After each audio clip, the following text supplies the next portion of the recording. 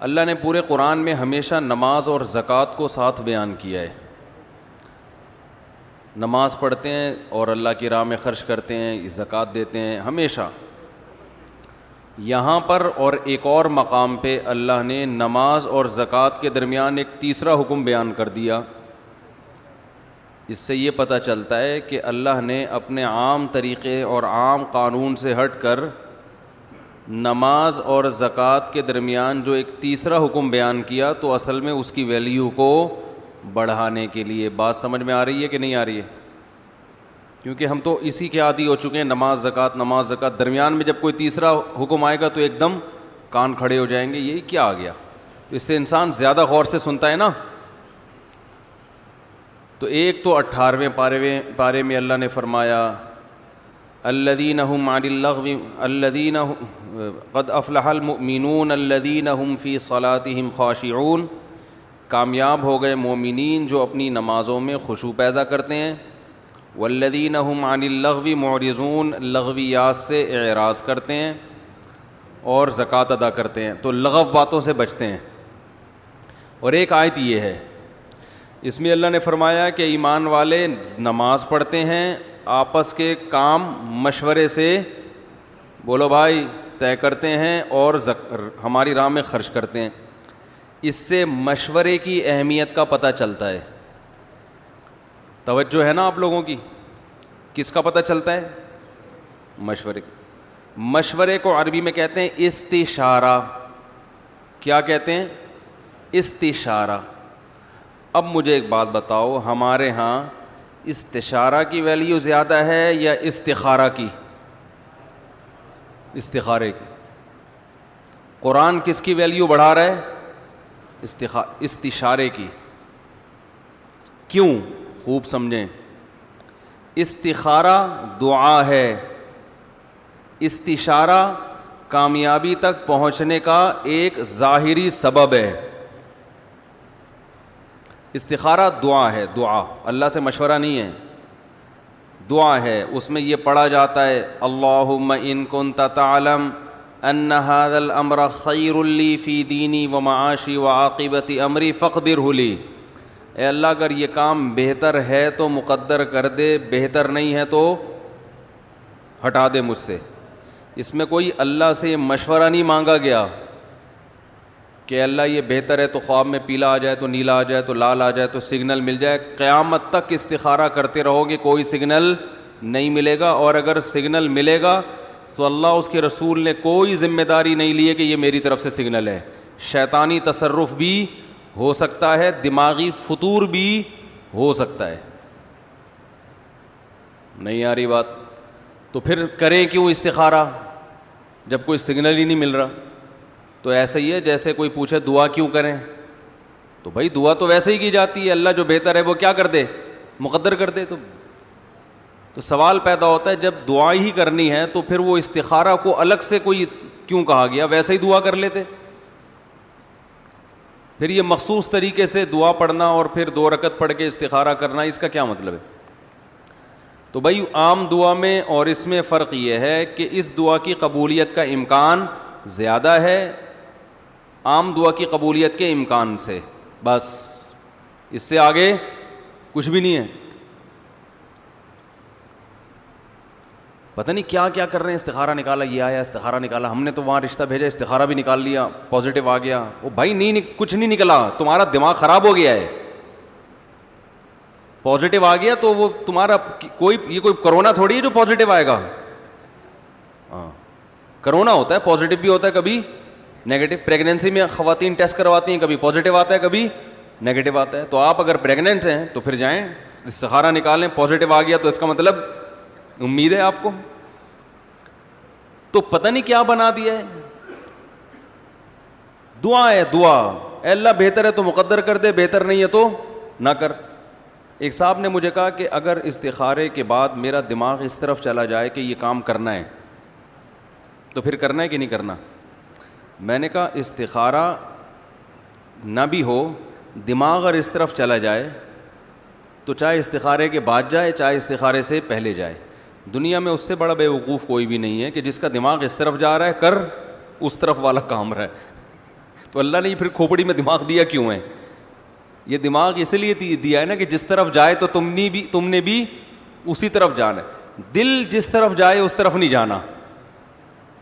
دل کبھی غلط طرف جا رہا ہوتا ہے, کبھی صحیح طرف جا رہا ہوتا ہے. تو دل کو فالو نہیں کرنا ہے, فالو کھوپڑی کو کرنا ہے. تو آپ تو میں نے کہا خوش قسمت ہو کہ آپ کا دماغ ایک طرف جا رہا ہے, تو اس کا مطلب جاؤ ادھر, چاہے استخارہ نکالا ہو یا نہ نکالا. ہاں استخارے کی برکت سے یہ ہوگا کہ اللہ تعالیٰ سے امید ہے کہ وہ کام آسان ہو جائے گا, اللہ کروا دیں گے. کرنا تو وہی ہے چاہے جدھر کھوپڑی جا رہی ہو, چاہے استخارہ کیا ہو یا نہیں کیا ہو. تو استخارے کی بھی ویلیو ہے. ما خاب من استخارہ, حدیث میں آتا ہے جو استخارہ کرتا ہے نامراد نہیں ہوتا. کیا مطلب؟ یہ دعا قبول ہوتی ہے, لیکن ہے چونکہ دعا, اور جب انسان کے پاس اسباب ہوں کسی کام تک پہنچنے کے اور دعا بھی ہو, تو اسلام یہ کہتا ہے کہ جو دعا چھوڑ دے گا اس نے ایک عبادت چھوڑی ہے, غلط کیا اس نے. لیکن عین ممکن ہے دعا کے بغیر بھی کام ہو جائے, امکان ہے, دعا سے قبولیت کا امکان زیادہ ہے. لیکن جو اسباب چھوڑ دے گا وہ تو ناکام ہوگا ہی ہوگا لازمی, پھر 100 دفعہ بھی دعائیں مانگتا رہے. سمجھ میں آ رہی ہے بات کہ نہیں آ رہی؟ دیکھو روزی کمانے کا سبب کیا ہے؟ محنت کرنا, کوئی ہنر پیدا کرنا, یہ ہے نا. اب آپ نے وہ سبب اختیار نہیں کیا, دعا مانگ رہے ہیں اللہ مجھے روٹی دے دے, مجھے پراٹھے دے دے, مجھے انڈے دے دے, مجھے یہ دے دے, تو گندے انڈے آئیں گے ابا کی طرف سے, وہ اٹھا کے ماریں گے آپ کو. کم بخت گھر میں پڑا رہتا ہے, کماتا نہیں ہے. یہ والے انڈے ملیں گے, امتحان جب دیں گے تو رزلٹ میں انڈا ملے گا آپ کو. سمجھ رہے ہیں نا؟ آپ صبح لیلۃ القدر میں مانگتے رہیں ساری رات دعائیں, اللہ مجھے کامیاب کر دے, اللہ مجھے کامیاب کر دے, اللہ مجھے کامیاب کر دے. بے روزگار ہے, اللہ میری شادی کرا دے. تو بھائی رشتے والے سب سے پہلے تو روزگار دیکھتے ہیں نا. اب دعائیں مانگ رہے لیلۃ القدر کی راتوں میں اٹھ کے, اللہ میری 4 کرا دے. لوگ 4 کر کے بیٹھے ہیں, میں میری 1 کرا دے. رو کے پاگل ہو جائے, ککھ بھی نہیں ہونے والا. کیوں؟ اسباب اختیار نہیں کر رہا. بھائی جب لڑکی والوں کے ہاں پیغام بھیجو گے, سب سے پہلا سوال کرتا کیا ہے؟ منڈا کرتا کیا ہے. پنجاب میں ہوگے تو پوچھیں گے منڈا کرتا کیا. آپ نے کہا لکڑ کا کاروبار ہے, لکڑیوں کا بزنس ہے, تو وہ پوچھیں گے کہ مسواک بیچتا ہے یا کوئی کارخانہ ہے. ان کو بیوقوف بنانا آسان؟ بولو بھائی نہیں ہے. تو اسباب پورے اختیار کرو, پھر دعا مانگو. اسباب آپ نے پورے اختیار کیے کہ بھائی بزنس بھی کر لیا آپ نے, پڑھائی میں نمبر بھی اچھے آ گئے, اچھی جاب مل گئی, اور جناب اسٹیبل ہو گئے. اب آپ اس قابل ہوئے کہ کہیں پیغام بھیجیں گے تو قبول ہوگا. پھر اگر قبول نہیں ہو رہا, دعا مانگو, اے اللہ میں نے تو اپنا کام پورا کر دیا, پھر بھی کوئی لفٹ کرانے کے لیے تیار نہیں ہے. اب دعا مانگو, انشاءاللہ دعا قبول ہوگی. نہیں تو آخرت میں, نہیں تو ذخیرہ ہو جائے گا اللہ کے پاس, نہیں تو ثواب تو مل جائے گا دعا مانگنے کا.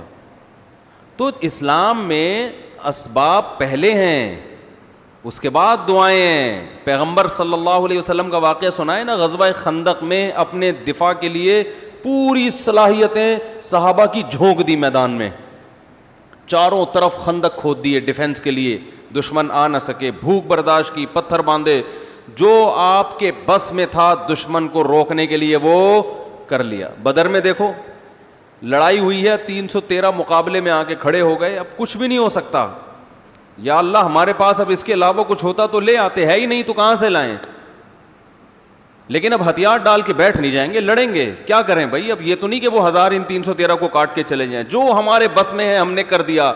اب نبی صلی اللہ علیہ وسلم نے دعا مانگی ہاتھ اٹھا کے, اے اللہ اگر ان کو شکست ہو گئی, لم تعبد, قیامت تک تیری عبادت نہیں ہوگی.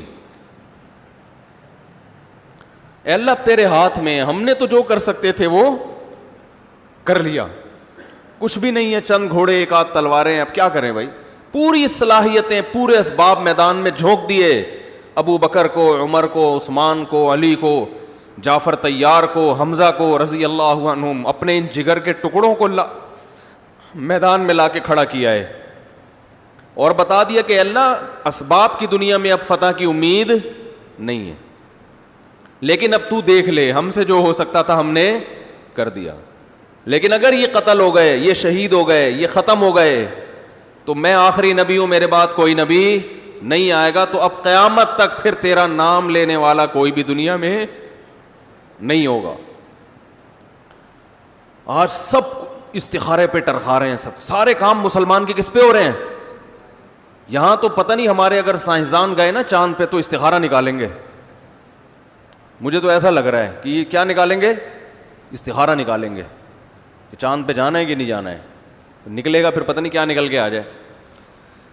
استخارے کی ویلیو کا میں انکار نہیں کر رہا, لیکن یہ وہ استخارہ نہیں ہے جو نبی نے سکھایا ہے. نبی کا سکھایا ہوا استخارہ کچھ اور ہے, پبلک جو استخارہ کر رہی ہے وہ کچھ اور ہے.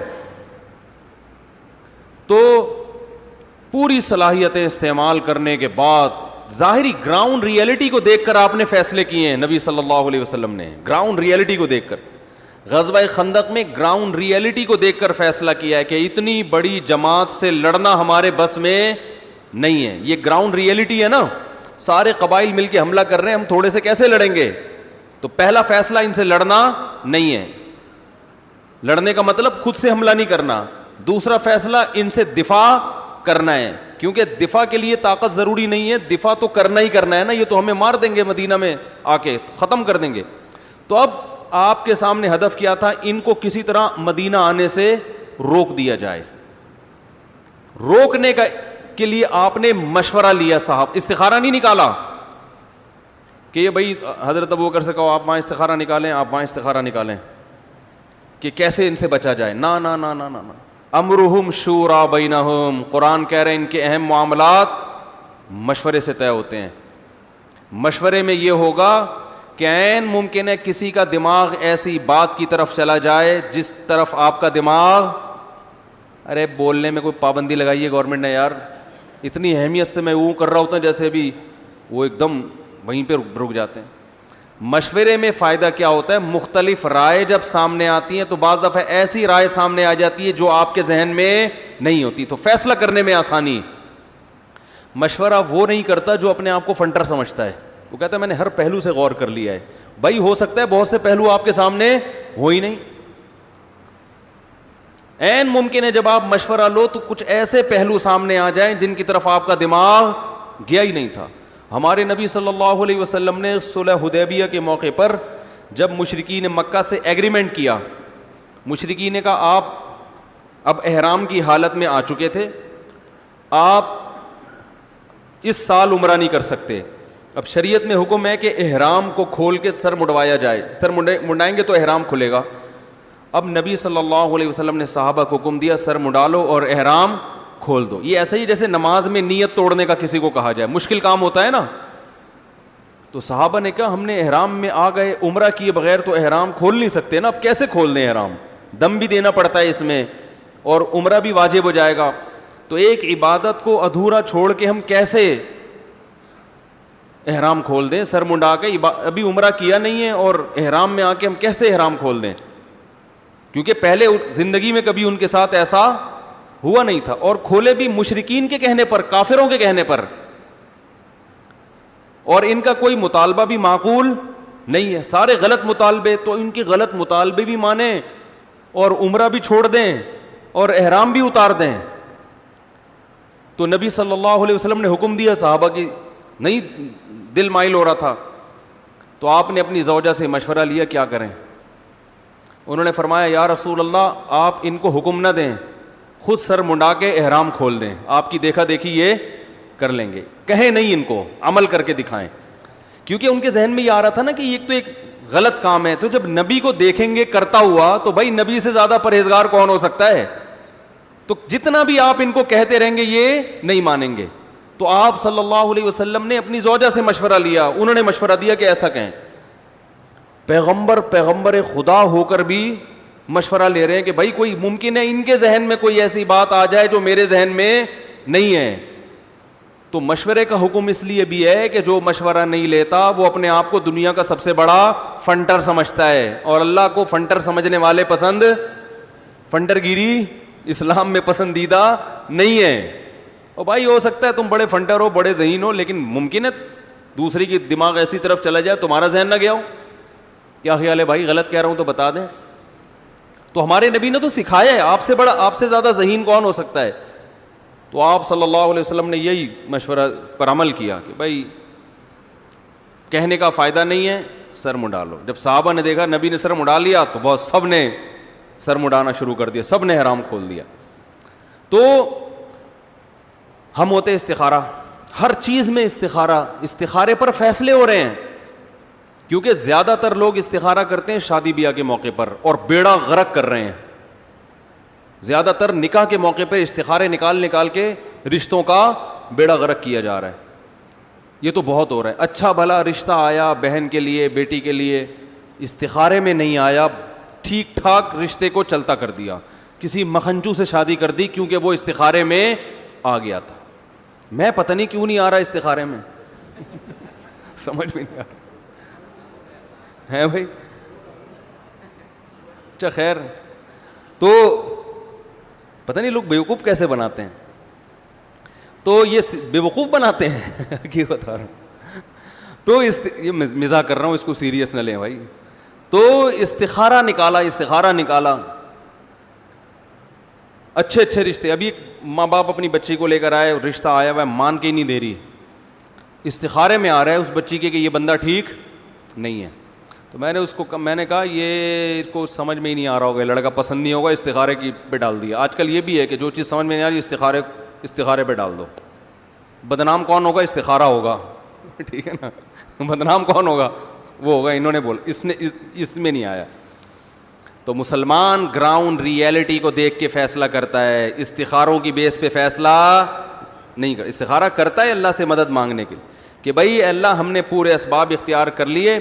فیصلہ کرنا تو ہمارے اسباب سے ہوتا کچھ نہیں ہے, ہمارے اسباب سے ہوتا کچھ نہیں ہے, ہم نے تو سب کچھ کر لیا, اب مدد کون کرے گا؟ تو اس کے لیے استخارہ کیا جاتا ہے کہ اصل فیصلہ تو تیرا ہے. ہو سکتا ہے میں صحیح سوچ رہا ہوں لیکن وہ غلط ہو, اور جس کو میں غلط سمجھ رہا ہوں ہو سکتا ہے وہ صحیح ہو. تو بس تو کہیں میں نے تو جو کرنا تھا کر لیا, اب تو وہ کرا جو تیرے علم میں بہتر ہو, کرانا وہی تو نے, ٹھیک ہے نا, میرے فیصلوں پہ نہ جانا. تو ہمارے نبی نے غزوہ خندق میں مشورہ لیا صحابہ سے. تو اور دوسرا مشورے کا اصول یہ ہے کہ مشورہ اس سے لیا جائے جو اس فیلڈ میں ماہر ہو. سمجھ میں آ رہی ہے بات؟ جنگ لڑنی ہے, مشورہ حکیم سے لے رہے ہیں.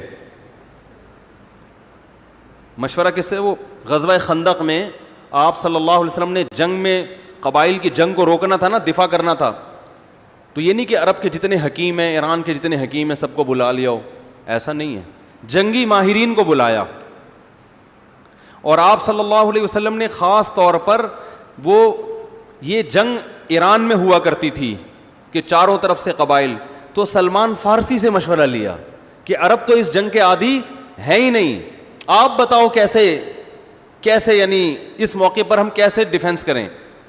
تو سلمان فارسی رضی اللہ تعالیٰ عنہ نے مشورہ دیا کہ یا رسول اللہ, ہمارے ہاں ایران میں فارس میں ایسی جنگیں ہوتی ہیں تو ہم خندقیں کھودتے ہیں. تو ان کے مشورے پر عمل کیا گیا پھر. تو اس لیے ہمارے جو بھی فیصلے ہوں میرے بھائی گراؤنڈ ریئلٹی کو سامنے رکھ کے ہونے چاہیے. ابھی وہ پرسوں شیعہ لوگوں کا جلوس نکلا ہے نا, پرسوں کل ہے, پتہ نہیں کب نکلا ہے, پرسوں نکلا ہے میرے خیال. تو وہ اس پہ گورنمنٹ نے ان کو فل پروٹوکول دیا, دبا کے جلوس نکالا. تو اب بعض حضرات کی طرف سے یہ مطالبہ آ رہا ہے, مجھ سے بھی کہا گیا ہے کہ آپ یہ اعلان کریں کہ لاک ڈاؤن ختم ہو جائے, مسجد میں کراؤڈ دوبارہ شروع ہو جائے. گورنمنٹ سے کیا ہوا ایگریمنٹ ہم کیا کرتے ہیں, ختم کرتے ہیں, کیونکہ جب ان کو اجازت دی جا رہی ہے تو ہم کیوں.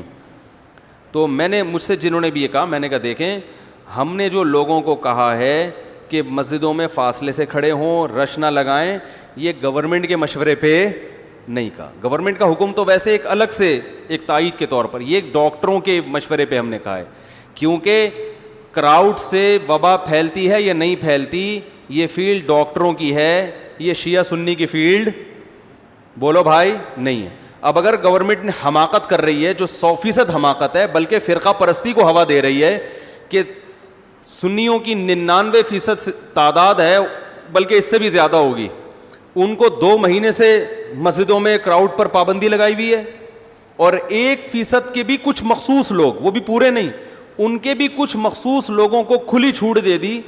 تو یقیناً یہ بہت بددیانتی ہے, تعصب ہے, مذہبی تعصب ہے, یہ اس میں دو رائے نہیں ہو سکتی.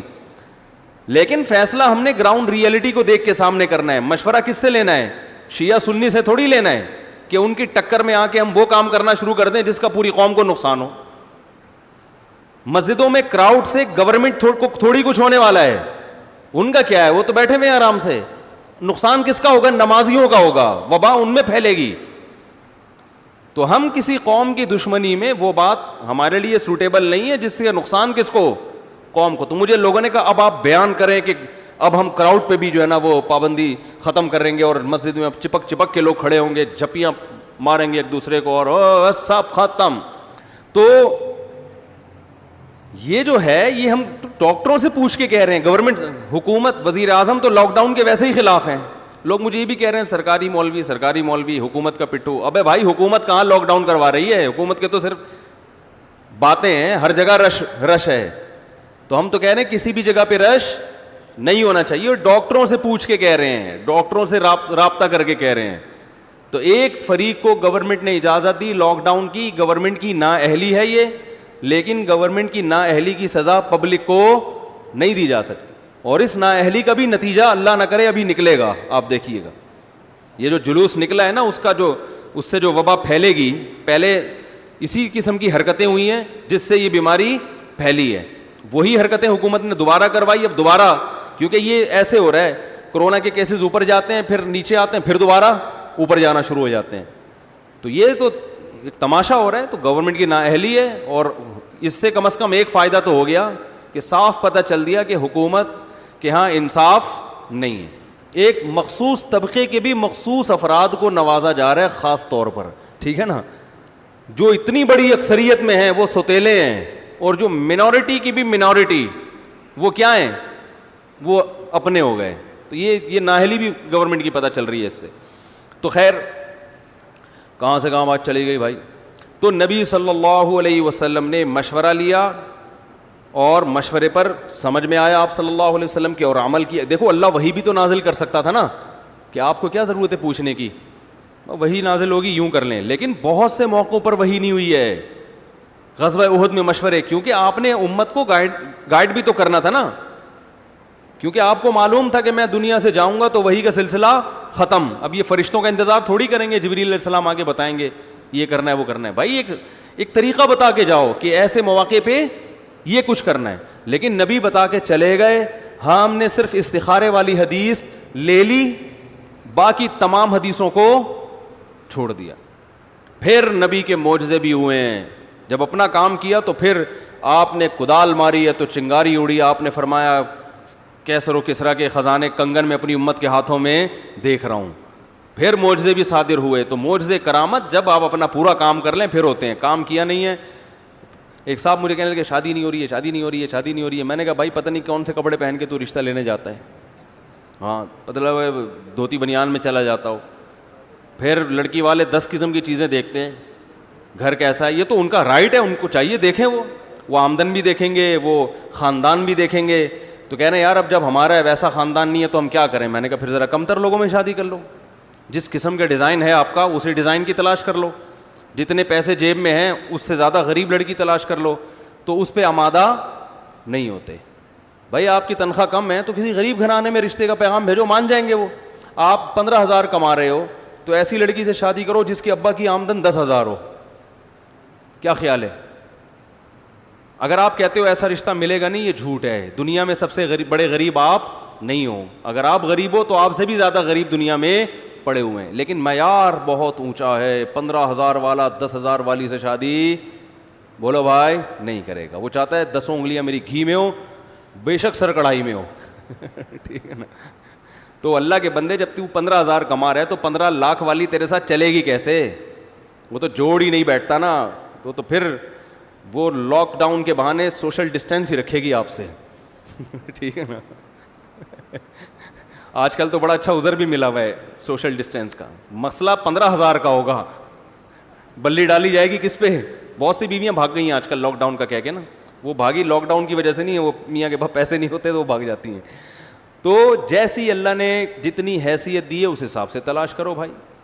کیا خیال ہے؟ تو گراؤنڈ ریئلٹی کو دیکھ کے سامنے رکھ کے فیصلہ کرنا ہے. لڑائی میں بھی, اپنے شادی بیاہ میں بھی, کاروبار میں بھی. کاروبار جب کرو, گورے کاروبار میں زیادہ تر کامیاب کیوں ہوتے ہیں؟ وہ دیکھتے ہیں بھائی, 100 دفعہ سوچتے ہیں, مشورے لیتے ہیں کون سا کام چل رہا ہے, پھر ایک فریم ورک تیار کرتے ہیں, فریم ورک بناتے ہیں. ان کے یہاں مشوروں کے لاکھوں روپے تنخواہ ہوتی ہے. بڑی بڑی کمپنیاں جو دنیا میں ہٹ ہوئی ہیں نا, ان میں صرف مشورہ دینے کے لیے کچھ بندے بیٹھے ہوئے ہوتے ہیں, ان کو صرف مشورے کے پیسے مل رہے ہوتے ہیں. کہ آپ کا کام یہ ہے کہ بہتر سے بہتر ہم کمپنی کو ارننگ کیسے کر سکتے ہیں. آپ بس بیٹھ کے سوچو, جو کھانا ہے کھاؤ, جو پینا ہے پیو, لگژری لائف ان کو دیتے ہیں کہ آپ کو کوئی ٹینشن نہیں ہونی چاہیے. ان کو پتا ہے نا اگر اس کو کوئی رکشے میں آ رہا ہے وہ مشورہ دے گا ہیں وہ چنچی میں بیٹھ کے آ رہا ہے, وہ کدھر مشورہ دے سکتا ہے بھائی؟ وہ بیچارہ چنچی میں لڑکتے لڑکتے بچی تھی صحیح ہے نا, پھر وہ آئے گا, وہ ٹرخانے والا کام کرے گا. تو مشورہ کی بڑی ویلیو ہوتی ہے کہ بھائی اس سے مشورہ لینا ہے. تو وہ لوگ, انہوں نے دنیا میں غور کیا نا, تبھی دنیا کے امام بن گئے. انہوں نے کہا بھائی سب سے اہم ترین شعبہ کیا ہے؟ مشیر.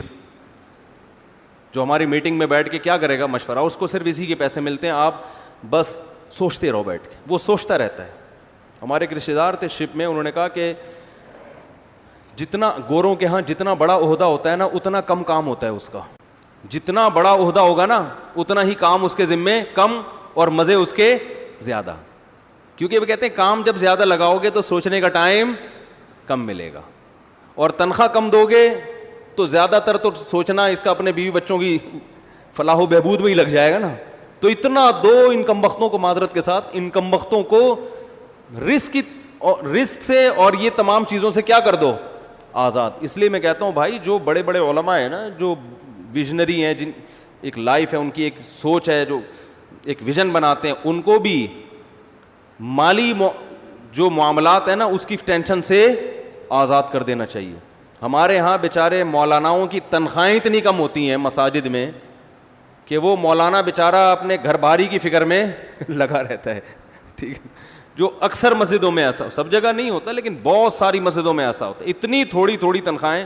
میں جانتا ہوں گاؤں دیہاتوں میں تو بڑا ظلم ہوتا ہے, بڑے بڑے علامے پڑے ہوئے ہیں, تنخواہ اتنی تھوڑی ہے کہ وہ بیچارہ اس علم سے کچھ بھی نہیں کر سکتا, وہ اپنے بچوں کی فکر میں ہی, ان کے روٹی کپڑے کے چکر میں ہی لگے رہتے ہیں. تو جو بھی دماغ استعمال کرنے والے لوگ ہیں وہ کیا ہوتے ہیں؟ یہاں سے آزاد. تو ہماری شریعت نے مشورے کی اہمیت ہمیں بیان کیا, ہم اس پر عمل نہیں کرتے, انگریز اس پر عمل کرتا ہے. ایک ایک بات سے پہلے ان کی میٹنگز ہوتی ہیں, ہر بات پہ ان کے مشورے ہوتے ہیں. لاک ڈاؤن جب انہوں نے کیا, پہلے مشورے ہوئے, ہر پہلو سے غور کیا گیا, اس کے سائڈ ایفیکٹ کیا ہیں, اس کے مثبت نتائج کیا ہیں. تو اپوزیشن کو بھی منہ دکھانا پڑے گا, ٹھیک ہے نا. ہر وہ الگ بات ہے کہ اللہ نتیجہ اللہ کے ہاتھ میں ہے. بعض دفعہ سب کچھ ہو کے بھی نتیجہ غلط نکلتا ہے, لیکن قوائف تو پورے کر دیے نا. تو اللہ نے تو کہا ہے بھائی تم مشورے کے بعد فیصلہ کرو, صحیح ہو تو بھی صحیح ہے, غلط ہو تو بھی صحیح ہے, نتیجہ جو بھی نکلے گا میں اس میں برکت ڈال دوں گا. غزوہ احد میں دیکھیں مشورہ ہوا تھا مدینہ سے باہر نکل کے لڑنا ہے, آپ نے مشورے پر عمل کیا, صحابہ شہید ہو گئے. منافقین کہنے لگے اچھا دیکھا غلط مشورہ تھا نا اس لیے ہوا. اللہ نے فرمایا غلط نہیں تھا, صحیح تھا, جو بھی تھا یہی مقدر تھا تمہارا. اب ایسی باتیں مت کرو کہ یوں کر لیتے تو یوں ہوتا, بلکہ آئندہ کے لیے سوچو. تو یہ بہت اہم پوائنٹ ہے. دوسرا, ایک مشورے میں جلدی جلدی بتا دوں, پہلی بات مشورہ اسلام میں استخارے سے زیادہ اہم ہے. نمبر 2, مشورہ لینا جو ہے اس فیلڈ کے ماہرین سے چاہیے. مجھ سے فون کر کے بزنس کے بارے میں مشورہ مت لیا کریں. مفتی صاحب میں گولے گنڈے کی دکان کھولنے والا ہوں, آپ کی کیا رائے ہے؟ بھائی مجھے کیا پتا گولے گنڈے کی دکان کی, ایک تو مثال دے رہا ہوں گولے گنڈے کی. ہاں آپ مجھ سے میری فیلڈ کے بارے میں مشورہ لے سکتے ہیں. صاحب مدرسے میں بچے کو پڑھانا ہے, کس عمر میں پڑھانا ہے, شادیاں کرنی ہے, ایک مثال دے رہا ہوں, تو میں بتا دوں گا پٹو گے. میرا مشورہ جنرل ایک مشورہ ہے, ہول سیل کے حساب سے, اس لیے میں شادیوں کا مشورہ بھی نہیں دیتا. جیسے ہی فون آئے گا شادی کرنے والوں آپ کا کیا مشورہ ہے, میں کہتا ہوں بھائی جہاد کی نیت سے کرو, ثواب کی نیت سے کرو, حالات کی کوئی گارنٹی نہیں ہے, سیدھی سی بات ہے. تو کہہ رہے پھر کیوں کروں؟ بھائی ثواب ملے گا اس لیے کرو. اتنی عورتیں بیوہ طلاق یافتہ پڑی ہوئی ہیں, ان کا گھر بساؤ, بہت ثواب ملے گا. تو مفتی صاحب اور حالات کیا ہوں میں نا, حالات کی کوئی گارنٹی نہیں ہے. حالات کیا ہوتے ہیں؟ حالات کی میں اپنی گارنٹی نہیں, مجھے کچھ پتہ نہیں ایک سیکنڈ میں اللہ بچا کے رکھ کے کیا ہو جائے. میں اپنی گارنٹی نہیں تو آپ کی گارنٹی کہاں سے لوں گا بھائی؟ ایک صاحب مجھے ہوٹل میں لے کر گئے, چائے پلائی, دودھ پتی منگوائی 2, بولے صاحب بہت ضروری بات ہے, بہت اہم نا, اپنے جاننے والے تھے, بہت اہتمام کے ساتھ سائٹ پہ لے گئے, انہوں نے مجھے بٹھایا, چائے وا منگوائی, بالکل جب فریش ہو گیا کہہ رہے ہیں بہت اہم بات ہے, میں دوسری شادی کرنا چاہتا ہوں, آپ سے مشورہ لینا چاہتا ہوں. ان کا خیال تھا میں اس کی پیٹھ تھپکوں گا, زندہ باد ماشاء اللہ بڑی خوبصورت لائف گزرے گی, 10 انگلیاں گھی میں, ان کا یہ خیال تھا. میں نے کہا بھائی ضرور کرو, میں منع نہیں کروں گا, کیونکہ معاشرے کو اس کی ضرورت ہے. آپ کو ضرورت ہو نہ ہو, معاشرے کو ضرورت ہے. زنا بھی پھیل رہا ہے, طلاق یافتہ بیوہ کنواری لڑکیوں کی بھرمار ہے, کوئی گھاس ڈالنے کے لیے بیچاریوں کو تیار نہیں ہے, کوئی گھر بسانے کے لیے تیار ہے. ہمت کرو, شاباش, ثواب. تو کہنے لگے فائدہ, اور کیا فائدہ ہوگا؟ میں نے کہا ثواب کی گارنٹی ہے, حالات کی کوئی گارنٹی. بولو بھائی نہیں. کہنے کیا ملے گا؟ میں نے کہا ثواب ملے گا بس. اب یہ بہت بڑی چیز ہے اگر ثواب مل رہا ہے آپ کو, لیکن لوگ کہتے ہیں یار ہم ثواب کے لیے اتنی بڑی قربانی دیں. تو صحابہ کرام نے غزوہ احد میں جو بہت بڑی قربانی دی تھی, کس کے لیے دی تھی؟ ثواب کے لیے دی تھی نا. تو ثواب کے لیے قربانی دینا مردوں کا کام ہوتا ہے, اور صرف دنیا کے پیچھے بھاگنا یہ نفس پرستی ہے. ٹھیک ہے نا. تو آپ ہمت کرو, بہت ساری عورتیں بیچاری بیوہ بیٹھی ہوئی ہیں, اور کر کے پھر پٹو تو پٹنا برداشت کرو, بولو یہ کس کے لیے؟ اللہ کے لیے. برداشت کرو. موسٹ وانٹیڈ گاڑی کے پیچھے لکھ کے لگا دو, بائک کے پیچھے پکڑا جاؤں, کہیں بھی پکڑا جا سکتا ہوں. تو کیونکہ جو کرتے ہیں بھاگ کے آتے ہیں, تو کسی خوش فہمی میں مبتلا ہو کے 4 شادیاں نہ کریں, ثواب کی نیت سے کریں. اور ایسی کی, یہ جملہ یاد رکھ لیں, ایسی کی تیسی. ٹھیک ہے نا. کیونکہ جو وہ ہو جاتا ہے نا, گھبرا جاتا ہے, وہ پھر گیا. اب آپ نے کی, وہ کرنے لگے, اور ایک صاحب آئے کہہ رہے ہیں میرے دوسری شادی ہو رہی ہے, نکاح پڑھا دیں. تو میں نے کہا اچھا ٹھیک ہے. اب نکاح کے لیے مجھے ٹائم دے دیا, میں آ کے بیٹھا ہوں, ان کا نکاح ہونے والا ہے, جا کے وضو کر رہے ہیں, پہلے 2 رکعت نفل پڑھی انہوں نے. میں نے کہا چلو اچھی بات ہے بھائی, نکاح سے پہلے اللہ کو یاد کر رہے ہیں, سبھی اچھی بات ہے. سلام پھیرا, پھر بیٹھے پھر 2 رکعت نفل کی نیت باندھ لی. سچی مچی کا واقعہ بتا رہا ہوں. پھر کیا ہوا, پھر پتہ نہیں کیا خیال ہے, پھر وضو کر کے آئے, پھر 2 رکعت نفل. میں نے کہا کیا ہو گیا بھائی, یہ دن میں تو تراویحیں کب سے ہو گئی ہیں. کہہ رہے ہیں یار بے چینی ہو رہی ہے, گھبراہٹ ہو رہی ہے, پتہ نہیں میں کیسا کام کرنے جا رہا ہوں. تو میں نے کہا پھر نہیں کرو, اگر ہمت نہیں. کہہ رہے نہیں کروں گا تو صحیح, وہ تو لڑکی والے انتظار میں بیٹھے ہوئے ہیں. تو میں نے کہا مسجد میں نہیں, کہہ رہے ہیں ان کے گھر جانا ہے. تو میں نے کہا پھر چلو یار جلدی سے لو, میرے پاس ٹائم نہیں ہے. وہ بھائی اس بیچارے کی جو 40 سال تو اس کی کم از کم عمر ہوگی, کہ جو سانسیں پھول رہی ہیں, پسینے چھوٹ رہے ہیں, وہ نہیں گیا. ان کو فون کر دیا ذرا 2-4 دن ڈیلے کر دیتے ہیں اس کو.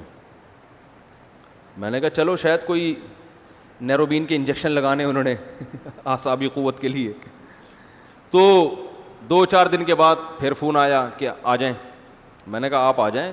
آ گئے. کہنے لگے وہ ذرا, پھر وہی ان کی کیفیت دوبارہ, سانس پھول رہا ہے, یہ ہو رہا ہے, وہ ہو رہا ہے. 3-4 دفعہ اس طرح ہوا ہے. میں نے کہا بھائی اللہ کا واسطہ آپ کچھ اور کر لو, یہ والا کام ابھی یہ کیفیت ہے, جب شادی کر کے پکڑے جاؤ گے اس بیچاری کا بیڑا غرق کرو گے, دوسری کا یا پہلی کا, کسی نہ کسی کا بیڑا غرق ہونے والا ہے. میں نے کہا میں نہیں پڑھا رہا, نکلو یہاں سے. تو یہ کرنا ہے تو پھر نہیں ہوتا ہے تو پھر ایسی کی تیسی, ثواب ملے گا بس. اور پھر محلے والے پوچھیں نا کیوں کی, ثواب کے لیے کی ہے. اس پہ کوئی خوش نہیں ہوگا, 2 چانٹے اور لگیں گے. اس پہ کیا ہوگا, 2 چانٹے اور لگیں گے. ابے وہ منہ چڑھا رہا, تو ہمارے ایک تو الٹے کام کر رہا ہے, اوپر سے کہہ رہا ثواب کے لیے. تو موسٹ وانٹیڈ کا بھی تو مزہ آیا یار. دیکھو امریکہ میں نا کچھ نوجوان لوگ عجیب عجیب سے بال بناتے ہیں, عجیب عجیب شکلیں بناتے ہیں, دیکھا ہوگا آپ نے نا. وجہ اس کی ہے کہ لائف کو انجوائے کرتے کرتے تھک جاتے ہیں, تو کہتے ہیں اب ذرا کوئی ڈفرینٹ اسٹائل ہونا چاہیے, دیکھنے میں کچھ عجیب سے نظر آئیں, لوگ ہمیں دیکھیں. کسی نے شیطان لکھا ہوتا ہے پیچھے اپنی گاڑی کے پیچھے, تو وہ تو غلط طریقہ ہے. آپ کوئی اچھا کام کر کے پٹو, ٹھیک ہے نا. وہ شاعر نے کہا ہے نا, بدنام جو ہوں گے تو نام نہ ہوگا, بدنام ہوں گے تو نام بھی تو اسی سے پھیلے گا نا بھائی. تو لیکن مشورہ کر لینا. تو اب آپ مجھے فون کریں گے مشورہ کرنے کے لیے, تو میں نے ہول سیل کے حساب سے سب کو مشورہ دے دیا, لہذا مجھ سے اس موضوع پر مشورہ کرنے کی ضرورت نہیں ہے. یہ مشورہ سب کے لیے ہو گیا.